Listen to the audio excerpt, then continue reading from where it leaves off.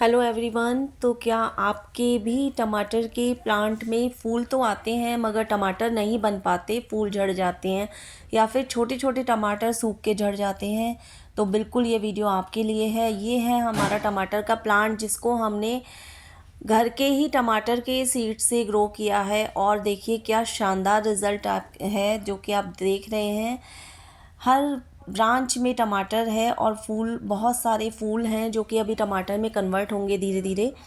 तो अगर आपको भी टमाटर के प्लांट में कुछ प्रॉब्लम्स आती हैं या फिर आप टमाटर की हार्वेस्टिंग नहीं ले पाते तो बिल्कुल मेरा ये वीडियो आपके लिए है और अंत तक मेरे साथ इस वीडियो में बने रहिएगा। स्टेप बाय स्टेप आपको केयर टिप्स और किस टाइम खाद देनी है, कैसी धूप चाहिए, सब कुछ मैं इस वीडियो में आपके संग शेयर करने वाली हूँ। तो फ्रेंड्स, टमाटर का जो प्लांट होता है, जो टमाटर का पौधा होता है, वो आप घर में ही टमाटर के बीजों से ग्रो कर सकते हैं। और साथ ही यह देखिए, ये है हमारा ग्रो किया हुआ लहसुन जो और धनिया, जो कि मैंने एक बंच में उगाने का ट्राई किया था, बहुत अच्छा लगा मुझे। इसमें बंच में किस तरह उगाया जाए इसके ऊपर भी वीडियो में शेयर करूँगी। और ये है हमारा बैगन का प्लांट जिसको हमने अभी प्रून करा है। प्रून करने से क्या होगा कि इसमें अच्छी अच्छी ब्रांचेज आएंगी, हेल्दी ब्रांचेज आएंगी। और ये है हमारा मिर्च का प्लांट। तो इस तरीके से छोटा सा किचन गार्डन आप लोग भी अपने घर में बना सकते हैं। टमाटर के प्लांट की अगर मैं बात करूँ तो टमाटर की प्लांट को लगाने के लिए आप घर में से ही कोई ख़राब अगर टमाटर हो रहा है तो उसे फेंकने की बजाय आप उसको मिट्टी में थोड़ा निचोड़ दीजिए, जिससे उसके बीज सारे मिट्टी में चले जाएं और उससे आपको आसानी से टमाटर के पौधे मिल जाएंगे। तो कुछ दिनों बाद आप देखेंगे कि छोटे छोटे टमाटर के पौधे उग गए हैं। उसके बाद जब वो पौधा 6 इंच का हो जाए तो उसको आपको एक बड़े ग्रो बैग में लगा देना चाहिए या फिर बड़े कंटेनर में लगा देना चाहिए, जिससे कि वो पौधा बढ़े। और क्योंकि टमाटर का पौधा बहुत हाइट पकड़ता है, कम से कम 5 फीट का पौधा होता है, 5 से 6 फीट का भी हो जाता है। तो हमें जो केयर टिप्स फॉलो करनी है उसमें सबसे ज़रूरी चीज़ है कि हमें कैसा ग्रो बैग या कंटेनर चुनना है। तो टमाटर के लिए 12x12 या 15x15 का आप ग्रो बैग चुन सकते हैं, या आपके पास कोई बड़ा कंटेनर हो वो चुन सकते हैं। और उसमें हमें ड्रेनेज होल का विशेष ध्यान रखना है, क्योंकि अगर टमाटर में फंगस बहुत जल्दी लगती है जिसकी वजह से टमाटर का पौधा ख़राब हो जाता है, इसलिए हमें ड्रेनेज होल का बहुत ध्यान रखना चाहिए। अब हम बात करेंगे सॉइल मिक्स। जब आप प्लांट को, पौधे को, सैपलिंग को रिपोर्ट करते हैं तो एक बहुत अच्छा वेल सॉइल मिक्स आपको बनाना है, जिसमें आपने प्रीवियसली जो आप शुरू में सॉइल मिक्स बना रहे हैं उसमें आप 50% गार्डन सॉइल और 50% ही आप वर्मी कंपोस्ट, या फिर अगर आप दोनों मिला रहे हैं तो आप 50% गार्डन सॉइल मिलाइए, उसमें 30% वर्मी कंपोस्ट और 20% काउ डंग कंपोस्ट। ये मिला के आप एक अच्छा रिच मैन्योर वाला एक सॉइल तैयार कीजिए, जिससे कि आपका सॉइल एक तो काफ़ी ज़्यादा भुरभुरा होगा, उस वेल ड्रेन्ड होगा और बहुत ही अच्छा आपके सैपलिंग को पोषण देगा। इसके बाद जब आप इसे लगाएंगे सैपलिंग को, तो सैपलिंग को लगाने के लगभग 15 से 20 दिन के बाद आपको इसमें विशेष ध्यान देना है कि आपको कौन सा फर्टिलाइज़र देना है। उसमें उस समय आपको देना है बोन मील या फिर आपको देना है रॉक फॉस्फेट।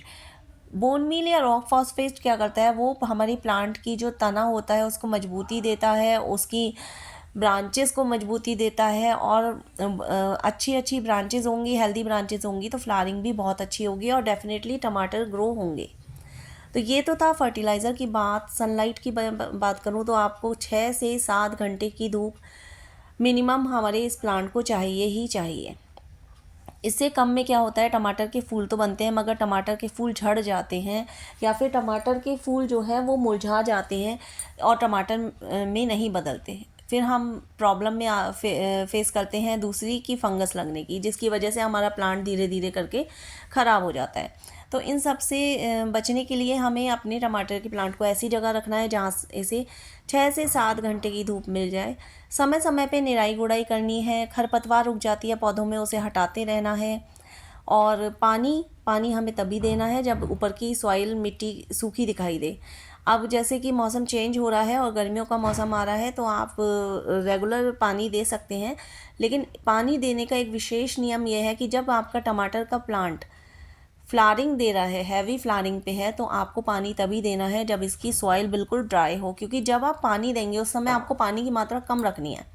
पानी की मात्रा कम रखने का रीज़न ये रहता है कि जब प्लांट स्ट्रेस में होता है, जब प्लांट को ये लगता है कि मुझे पानी नहीं मिल रहा है, तो वो फ्लावरिंग को फ्रूटिंग में कन्वर्ट करता है। फिर इसका एक विशेष कारण है कि जब आप प्लांट को पानी देते हैं तो सॉइल से जितने भी मिनरल्स हैं वो सब प्लांट को ग्रोथ देने में, हाइट देने में अपनी एनर्जी लगाते हैं। उसकी लीव्स पे एनर्जी लगती है, लीव्स अच्छी हो जाएंगी, प्लांट आपका हाइट पकड़ लेगा। लेकिन जो फ्रूटिंग अगर आपको चाहिए तो ये एक बहुत ज़रूरी फैक्ट है कि आपको पानी कम देना है।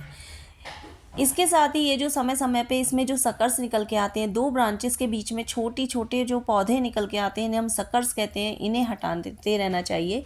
कि इससे कोई नुकसान नहीं होता, इससे भी पौधे बनते हैं, ब्रांचेस बनती हैं, लेकिन ये प्लांट का सारा न्यूट्रिशन सोख लेते हैं, अब एब्जॉर्ब कर लेते हैं। इसकी वजह से क्या होता है कि जो प्लांट में फ्रूटिंग का टाइम चल रहा है तो वो फ्रूटिंग नहीं हो पाती, मतलब टमाटर फूल टमाटर में नहीं बदल पाते हैं।